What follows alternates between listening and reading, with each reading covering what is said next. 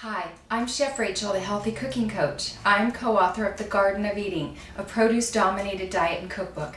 Today, I'm going to show you how to make one of my favorite recipes from the book. It's called spicy peanut sauce, and it's fabulous over tossed green salads, raw vegetables, or as a dip for blanched vegetables. So let's get started. First, what you need is natural peanut butter. And you want to make sure it's mixed until it's really smooth. So I have a tip for you. When you buy and open a brand new jar of peanut butter, don't try to stir it in the jar. What you want to do is open the jar, scrape the contents into a bowl, mix them until they're smooth, then put the peanut butter back in the jar. It'll never separate again, and that way you'll have a smooth and even consistency. So for a single batch, what you need is 1/2 to 3/4 of a cup of natural peanut butter, the kind with no salt or sugar added and no hydrogenated fats. So once you get your peanut butter in the bowl, the next step is to add your warm or hot water.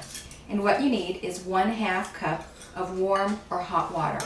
And it needs to be warm or hot to emulsify the peanut butter and also to dissolve the salt that you're going to add.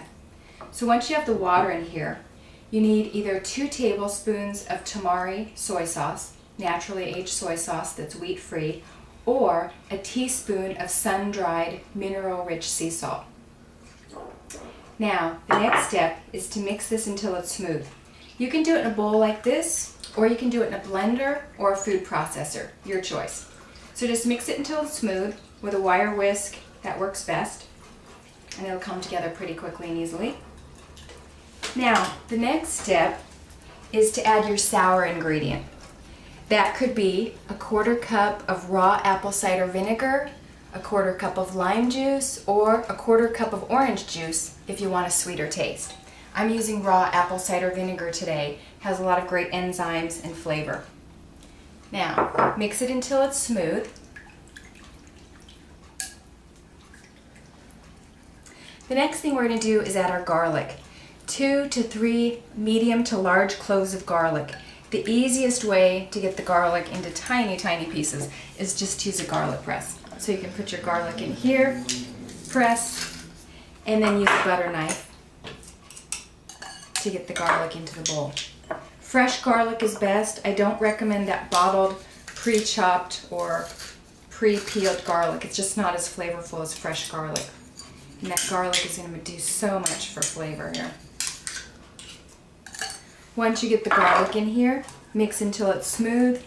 Now, we'll add the next ingredient. 1/2 teaspoon of ground chipotle, which is smoke-dried jalapeno pepper powder. You can buy it in the spice section, in bottles or in bulk in natural food stores, or look for it online or in specialty markets or the specialty food section of supermarkets where they have ethnic foods. It's not as hot as cayenne, and it has a rich smoky flavor. If you don't like hot foods, try 1/2 as much chipotle the first time you make it, and then you can always adjust the seasoning upward. Now, if you're making this in a blender, a Vitamix, or food processor, at this point you'll want to take it out of the blender, Vitamix, or food processor and put it in a bowl before you add your last ingredient. And that's 1/2 cup of chopped green onions, which are scallions, or cilantro, either one. Gives a nice texture, nice flavor, nice finishing touch. Now we have this smooth and creamy dressing. We just transformed 1 tablespoon of peanut butter into 3 tablespoons of delicious reduced fat dip and salad dressing. You want to chill it in the refrigerator in a covered container and use it up within about 2 weeks. Now, if you really like this dip, you can actually make a triple batch of it all at once, and it doesn't take a lot of time. Use a 16-ounce jar of peanut butter, pour it into the bowl or food processor, and then triple the rest of the ingredients. And then you have an extra amount of dip that you can put in the freezer for fast food for future meals.